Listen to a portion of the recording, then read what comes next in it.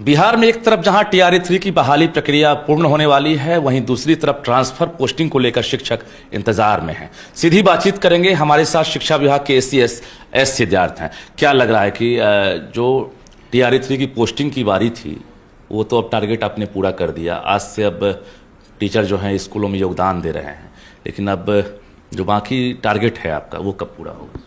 देखिए, हम लोग का था कि जो टीआरई 3 हैं ये वो टीचर हैं जो परीक्षा लेके बड़े लंबे अरसे से ये इंतज़ार में थे अपने पोस्टिंग का। और मैं पहले भी बोल चुका हूँ कि ये सिस्टम से बाहर थे, इसको कहते हैं ना कि हमारे जो एम्प्लॉयज़ के जो सिस्टम है उससे बाहर थे। और सबसे पहले इनको लाना था कि भाई आप आके अपने स्कूल्स ज्वाइन करें, और आज से ये लोग ज्वाइनिंग दे दिए हैं। मैं सभी को मेरी शुभकामनाएं देता हूँ और मैं चाहूँगा कि अच्छी तरह सबको पढ़ाएं जी।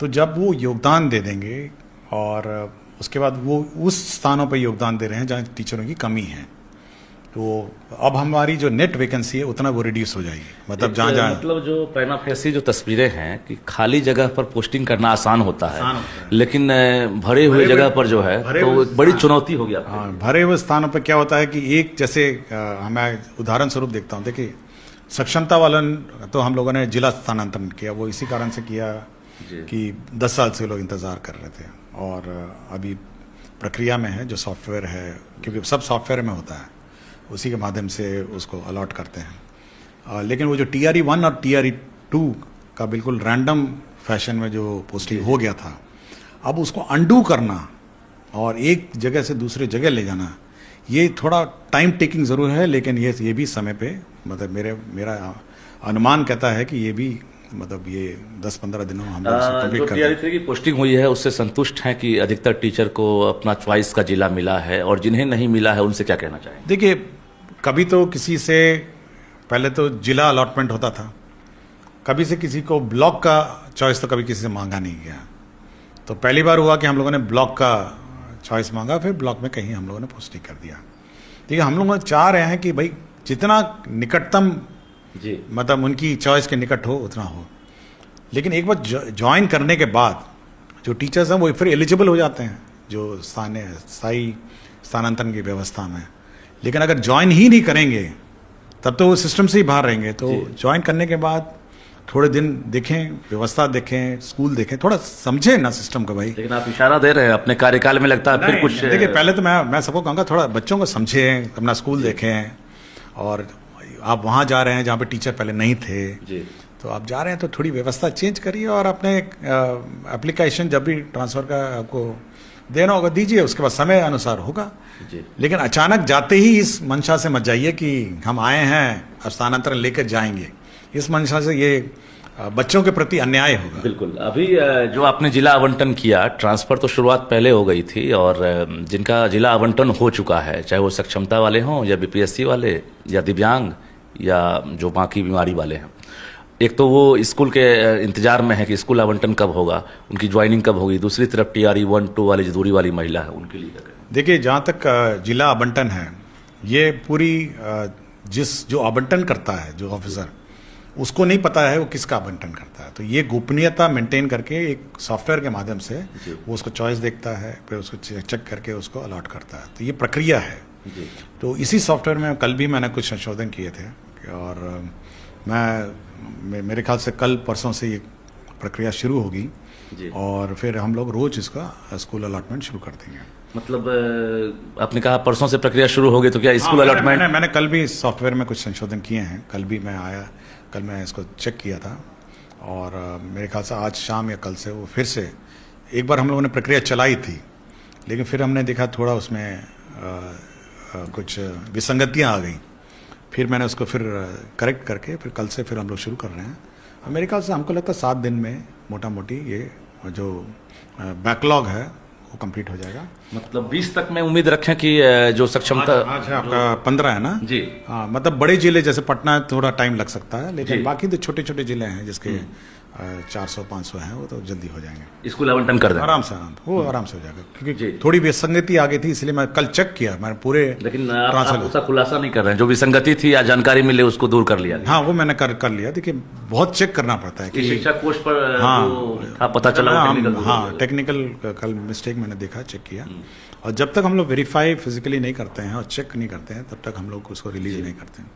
और महिलाओं का लिस्ट जो है, पहले तो जिला आवंटन निकलेगा, उसके बाद उनको एफिडेविट देना होगा, प्रक्रिया जो है जी जी, तो वो भी मेरे ख्याल से 5 दिनों में हम लोग वो भी, मतलब 20 तक TRE 1-2 वाले जो महिला BPSC टीचर है जो दूरी के आधार, हाँ वो हम लोग का बिफोर 20th हम लोग वो भी लिस्ट जारी करते हैं। क्योंकि डेट जो रहता है, लिस्ट इस बार जो है हम लोग लिस्ट जारी नहीं करेंगे इस बार, जो जानकारी होगी सबको अपने अपने ई शिक्षा कोर्स के लॉगिन में होगा। अच्छा, और हमने मतलब हम लोग एक जनरल लिस्ट जारी नहीं करेंगे, और मोटा मोटी हम लोगों ने करीब 11,500 का लिस्ट तैयार किया, 11,500 का जी। और किसमें ये TRE 1 और TRE 2 महिलाओं का जी करीब 11,500 का लिस्ट है जी, तो वेरिफिकेशन में हम लोग चेक कर रहे हैं जी, और उसको भी 1-2 दिन में हम लोग उसको जारी कर देंगे, और इसकी जानकारी उनको अपने ई शिक्षा कोष के अंदर मिलेगी।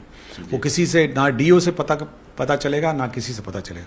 वो जब लॉगिन में चेक करेंगे, उनको एक मैसेज जाएगा, वो अपना लॉगिन में चेक करेंगे और उनको जो ट्रांसफर। 11,500 आपने आंकड़ा बता दिया, तो अब सब इंतजार में होंगे हमारी बारी है कि नहीं। तो ये क्या कोई पैमाना है कि डिस्टेंस वाला में इतना दूरी होना चाहिए? अब पहले आइए, पहले देख लेते हैं, 11:30 पहले जारी होने दीजिए। और ये सेम जिला वाले भी इंतजार में हैं कि उनका ट्रांसफर कैसे होगा, क्योंकि 70 किलोमीटर 80 वो तो अभी अंदर है, अभी मतलब पहले बाकी बाहर वाले जिले पहले आ जाएं, उसके बाद अंदर वाला जिला का टेकअप होगा।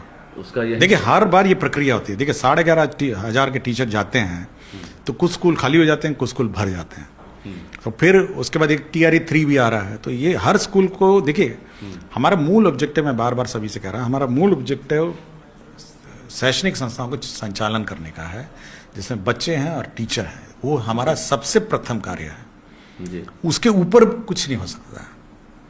और अगर ये हम लोग ट्रांसफर और पोस्टिंग की प्रक्रिया में मतलब जब करते हैं तो ये व्यवस्था डिस्टर्ब होती है जी। ये टीचर उसको समझना ये भी चाहिए जी।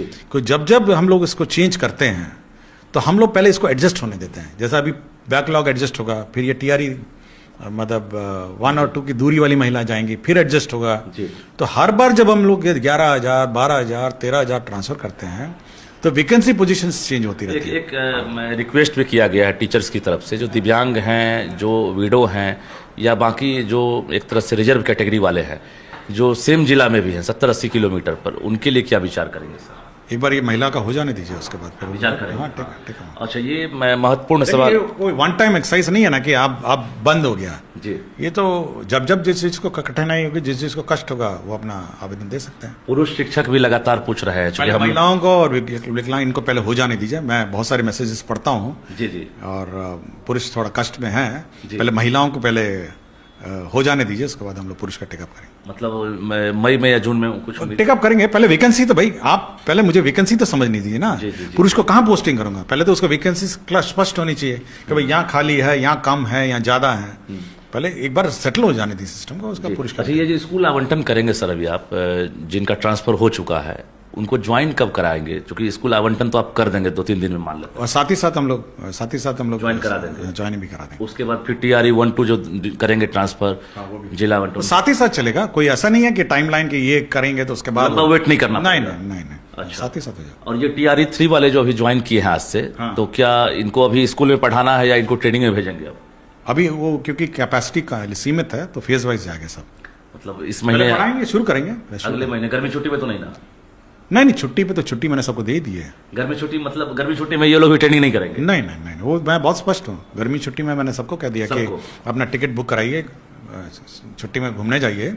लेकिन बच्चों को बहुत होमवर्क भी दिया है मैंने। 1 से 5 वाले जो बच्चे हैं वो प्रोजेक्ट बेस्ड है। उनका काम है कि जहाँ वो घूमने जाएं वहाँ के पत्ते के बारे में, पंछी के बारे में, जगह के बारे में, खाने के बारे में कुछ प्रोजेक्ट्स टाइप बनाएंगे। इतनी बहाली हो रही है, टीचर को ये भी डर लग रहा है कि सरकार वेतन कहाँ से देगी। आज भी एक पत्र आपने जारी किया है, काफ़ी महत्वपूर्ण पत्र है, चूंकि पेमेंट डिले हो रहा था, तो आपने एक पत्र जारी किया है। ये पत्र का क्या मतलब है? देखिए, आवंटन और अलॉटमेंट और पेमेंट का कोई इश्यू नहीं है, और मुझे कम से कम हर घंटे में करीब 50 व्हाट्सएप, SMS और कॉल भी आ रहे हैं, और सब बड़े छोटे छोटे काम के लिए। मेरा पैन नहीं है, मेरा HRMS में अनबोर्डिंग नहीं है, मेरा आधार का विसंगति है जी तो ये सारा जो काम है जी ये DO का काम है, ये मेरा काम नहीं है। अब मैं वास्तव में किसको कहूँगा? DO को ही कहूँगा। जी तो DO का काम है, जो DO का काम है उसको करना चाहिए। अब सीधा BO DO छोड़ के सीधा हमको फ़ोन लगाएंगे तो एक तो मेरा काम भी डिस्टर्ब हो रहा है। आपने तो उसके लिए एक नियमावली तैयार कर दी थी, आदेश भी दिया था। उसके बाद कि ग्रीवांस हैंडलिंग सिस्टम भी है। तो जब सब है तो फिर सीधा ACS को फ़ोन करना ठीक है, अच्छी बात है, टीचर से संपर्क में है, सीधा आपके पास फोन आ रहा सीधा फ़ोन करते हैं लोग सीधा टीचर सीधा फ़ोन करते हैं। है जी। तो मेरा यही है कि जब तक टीचर का वेतन नहीं तब तक DO और उनके कार्यालय का वेतन नहीं। ये आदेश लागू हो गया। लागू हो गया सीधा सीधा। मतलब पहले टीचर वेतन पर टीचर का हक है पहला, और उसके बाद कार्यालय वाला अपना निकालेंगे। जी। तो वेट करिए जब तक टीचर का कराइए, उसका अपना वेतन निकालिए। मतलब TRE 3 वाले ज्वाइन किए हैं, जितने दिन पढ़ाएंगे इस महीने में उनको मतलब अब उनका तो अभी नया नया कागज, अभी तो पैन टैन और ये सब जमा करना पड़ेगा ना। लेकिन जो पुराने हैं TRE 1 TRE 2 है, सक्षमता पास है, बाकी सब उनका तो पहले वेतन। एक सवाल और है, मुझे लगातार रिक्वेस्ट भी किया जा रहा है, वो लाइब्रेरियन जो है उनके ट्रांसफर को लेकर लगातार डिमांड किया जा रहा है, वो भी बहुत वर्षों से काम कर। अभी पहले टीचर्स का हो जाने दीजिए, उसके बाद हम देखेंगे। और क्या टारगेट है सर अभी आपका? फिलहाल आपको लग रहा है कि चूंकि युद्ध स्तर पर आपने अभी शुरुआत की है, एक के बाद एक देख रहे हैं। मेरा टारगेट बहुत ही स्पष्ट है, और कि गुणवत्तापूर्ण शिक्षा जी और education, quality of education improve करने का मैं बहुत रोज़ दिन रात हम लोग यही कर रहे हैं। और अगला महीना, मतलब इसी महीने में, मतलब मई महीने में हम लोग का टारगेट है कि जितना भी इंफ्रास्ट्रक्चर गैप है, एडिशनल क्लासरूम्स हैं, बाउंड्री है, टॉयलेट है, वाटर सप्लाई के सिस्टम्स हैं, इसको पूरा रूप से हम लोग मई महीने में सैंक्शन कर देंगे। मतलब ये हम लोग का टारगेट है जी। पूरे राज्य में। कॉलेजेस में एकेडमिक ब्लॉक है, वो भी हम लोग इसी महीने सैंक्शन कर देंगे। पूरे कार्यकाल में आपको एक चीज एहसास हुआ होगा कि एक के बाद एक जो है बर्डन लगातार दिख रहा होगा। ये ट्रांसफर पोस्टिंग 1,90,000 का एक सबसे बड़ा मुझे लग रहा है कि टारगेट भी है और अचीवमेंट भी आपका हो सकता है। देखिए, बर्डन कुछ नहीं है, और हर कार्रवाई जो भी है वो एक पॉजिटिव डायरेक्शन में एक साथ 3 पद के आप उससे कोई फर्क नहीं पड़ता, उससे कोई फर्क कैसे मैनेज करते हैं? करते हैं, सब टाइम प्लानिंग है। मैं डायरेक्टर LN मिश्रा आज आए हैं, मैं LN मिश्रा का डायरेक्टर भी हूँ, यहाँ पे भी काम चलता है, सब चलता है। इसलिए कोई ऐसा नहीं है कि कोई काम रुकता है। और ये है कि बीच में हम 1-2 दिन बाहर भी गए थे, लेकिन छुट्टी पे गया था, लेकिन कार्यालय तो मेरा चलता है। जो निचले स्तर पर लगातार आपके पास भी शिकायत आ रही है और आप एक्शन भी लिए हैं, मुझे जानकारी है सस्पेंशन हो या फिर शो कॉज लगातार चल रहा है। जिला शिक्षा पदाधिकारी कार्यालय में हो, BO के यहाँ हो, जो हर काम के लिए जो 2,000-3,000 के लिए भी राशि मांगी जाती है, तो उसको लेकर भी आपने साफ कह दिया है। क्या कहना चाहेंगे वैसे? देखिए, बहुत स्पष्ट है। पहले तो हम लोगों ने छुट्टी का गाइडलाइंस बनाया है, अभी अनुमोदन की प्रक्रिया में है। छुट्टी आप ऑनलाइन ही अप्लाई करेंगे, कोई कागजात फिजिकली किसी को कहीं जाने की ज़रूरत नहीं है, और ऑनलाइन ही आपका अप्रूवल होगा। मतलब कोई भी व्यक्ति, कोई भी टीचर किसी भी कार्यालय में अपने छुट्टी के लिए नहीं जाएगा, पहले तो हो। और एक छुट्टी का 2-3 पन्ने का गाइडलाइन है कि कौन उसका सक्षम प्राधिकार है, कितने दिन में सैंक्शन करेंगे, वो भी है कि अगर CL है तो उसी दिन आपको करना है, अगर मैटरनिटी लीव है 7 दिन में करना है, मेडिकल लीव है तो 7 दिन। तो बिल्कुल स्पष्ट है कि कब कौन सा लीव किसके द्वारा कितने दिन में करना है। तो ये बहुत ही स्पष्ट हम लोगों ने कर दिया है। तो ये गाइडलाइंस ऑलरेडी जारी हम लोग करने वाले हैं, तो थोड़ा वेटिंग और उसका चेकिंग में उसमें हो रहा है। तो पहले तो ये हम लोग पहले इसमें बहुत मतलब तंग होते थे। जी जी। दूसरा है, आप देखे होंगे कि जो ग्रीवांस हैंडलिंग पोर्टल है उसमें एक करप्शन का भी है, क्योंकि पैसा लेन देन वाला भी है। जी जी। और उसको मैं खुद देखता हूँ, और वो जो पोर्टल का वो वाला कंपोनेंट है वो किसी और को नहीं दिखता है, केवल हम ही को दिखता है। वो ना DO को दिखता है, ना BO को दिखता है, किसी को नहीं दिख सकता है, वो मेरे ही वहाँ पे दिखेगा। तो उस पर तो हम लोग तो जीरो टॉलरेंस है, उस पर तो जैसे ही होता है हम लोग तुरंत कार्रवाई शिकायत मिलेगी एक्शन तुरंत। उसमें तो हम लोग कोई किसी टीचर को फाइनेंशियली तंग करना, ये हम लोग टॉलरेट नहीं करेंगे। एक महत्वपूर्ण सवाल छूट गया था, पटना को लेकर आपने पहले भी जिक्र कर दिया था कि पटना का फिलहाल अभी होल्ड रहेगा ट्रांसफर। तो अभी जो डिस्टेंस वाली जो महिला होंगी जिनका ट्रांसफर आप करेंगे, क्या पटना के लिए करेंगे या हम लोग वैकेंसी रिकैलकुलेट कर रहे हैं, इसलिए उसमें समय लग रहा है, क्योंकि उसका स्टूडेंट और टीचर रेशो बहुत ज़्यादा हो गया।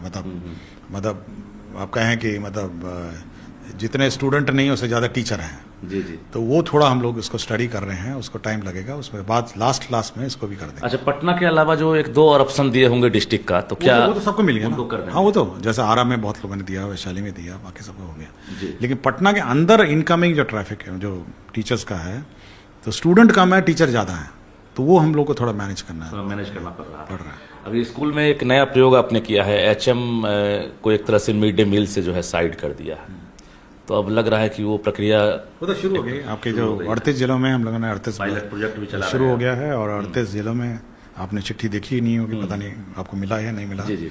लेकिन हम लोगों ने हेडमास्टर को हटा दिया है, और हेडमास्टर का सीमित रोल है, जी। जो मिड डे मील प्रभारी वो अलग हो गए। तो देखते हैं हम लोग 1 महीना। टीचर तो ज्वाइन कर रहे हैं सर, लेकिन एचटी वाला मामला तो कोर्ट में है। एचटी वाला में भी आपको एक टारगेट है, चूंकि आपने, मुझे जहाँ जानकारी है, आपने तैयारी कर ली थी, और 32-33 हज़ार जिनको आपने एक तरह से जिला आवंटन भी कर दिया था, और वो ज्वाइन हम लोग ने स्कूल भी आवंटन कर दिया था। अच्छा। लेकिन माननीय उच्च न्यायालय द्वारा रोक के कारण हम लोग उसको नहीं कर पा रहे हैं।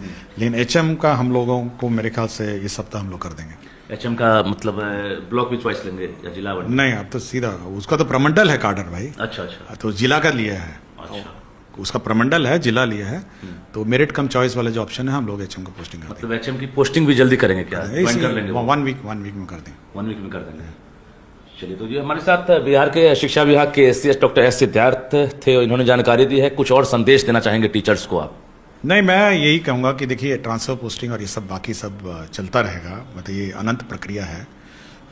मेरा बस यही अनुरोध है कि जो गुणवत्तापूर्ण शिक्षा है, शिक्षा में गुणवत्तापूर्ण जो कंट्रीब्यूशन आपका है, उस पर ज़्यादा ध्यान दें। चर्चाएं केवल ट्रांसफर पोस्टिंग की बहुत होती है, और रजनीश भी बार बार हमको ट्रांसफर पोस्टिंग ही के प्रश्न पूछते हैं, लेकिन वहाँ पर स्कूल में कैसे गुणवत्तापूर्ण शिक्षा हो, गांव का हर बच्चा स्कूल में कैसे आए, स्कूल के में बच्चों का ड्रॉप आउट कैसे कम किया जाए, इस पर ज़्यादा समाज को, टीचर को और सबको सोचना चाहिए, और इस पर ज़्यादा ध्यान दें, यही मेरा इच्छा है। आप ऑब्जर्वेशन बहुत करीब से कर रहे हैं, स्कूलों में एक तरह से मूल्यांकन की जो प्रक्रिया है उस पर ही बदलाव आपने किया है, और बारीकी से चीज़ों को देख रहे हैं। कितना बदल रहा है स्कूल हाल में? अगर देखा जाए तो आप विजिट भी किए होंगे, और जो आंकड़े आ रहे हैं, कितना बदल रहा है? देखिए, स्कूल में जो बच्चे बाहर हैं, मैं अभी भी उस आंकड़ों से संतुष्ट नहीं हूँ, और बार बार मैं मुखियाओं को, पंचायत प्रतिनिधि को, जीविका को, सबको अनुरोध करता रहा हूँ कि भाई आप स्कूल में बच्चों को संख्या के अनुरूप लाइए, और एक भी बच्चा आपका स्कूल से बाहर नहीं हो। हम लोगों ने बहुत नामांकन की प्रक्रिया शुरू की है, अभी मैं उससे संतुष्ट नहीं हूँ। कोशिश में हूँ कि यह स्थिति अगले 10-15 दिन में सुधरे। टीचर्स को लेकर क्या फीडबैक है आपका? बहुत अच्छे हैं टीचर्स, बहुत कमिटेड हैं, और बहुत ही सिंसियर हैं, और बहुत ही डेडिकेटेड हैं, और अपने दायित्वों और जो रिस्पॉन्सिबिलिटी है उसे बहुत बढ़ चढ़ के वो निभाते हैं। 100 में कितना नंबर दे रहे हैं फिलहाल बिहार के टीचर्स को? 99। केवल 1% जो मुझे कष्ट बहुत ज़्यादा देते हैं, मैं हमेशा उन्हीं को 1% कोई चेतावनी देता रहता हूँ। 99% टीचर्स अच्छे हैं, आप मानते हैं? अच्छे पढ़ रहे हैं? बिल्कुल अच्छे हैं, और 1% को मैं चेतावनी देता रहता हूँ, और उन पर कार्रवाई निश्चित ही करूँगा। कार्रवाई मतलब 1% को लेकर है, बाकी अगर देखा जाए 1% भी बहुत ज़्यादा हो जाता है। 6 लाख होगा तो 1% आप सोच सकते हैं जी। हाँ, तो उसी से मैं बहुत कष्ट में हूँ। और ड्रॉप आउट का जो रेशियो है उसमें भी आपको लग रहा है काफ़ी नहीं, सुधार आया है, लेकिन बच्चों की संख्या